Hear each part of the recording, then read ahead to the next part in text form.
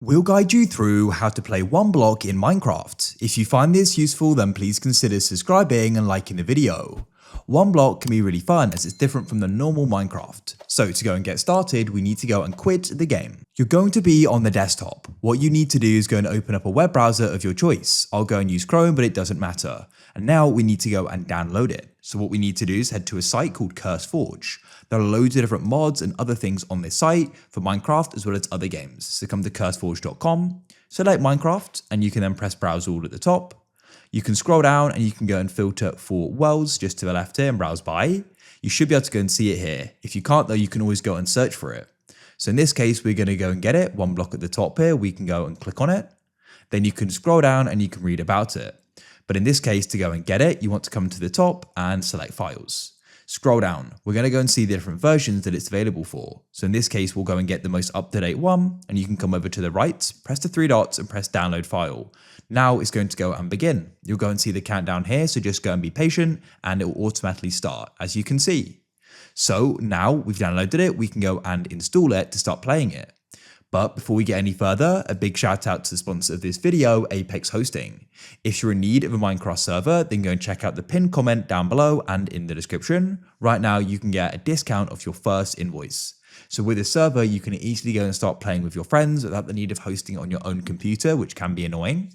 If we go and scroll down, we can start checking out some of their great features. For example, one-click install mod packs, DDoS protection, 24/7 servers and support, ultra latency, instant setup, and so much more.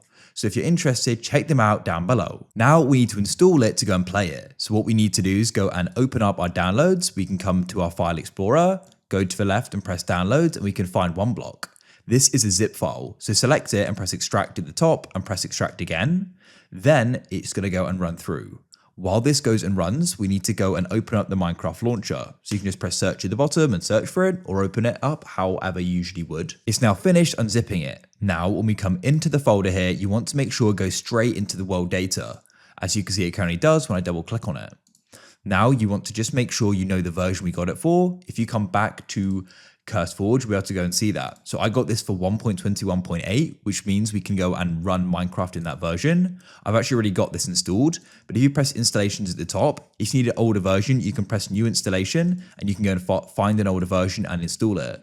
Then what we want to do is go and find the version we got it for. In my case, it's 1.21.8. Yours may be different. Then you can hover over it and press the file or folder icon to the right when you see it to get to the installations folder.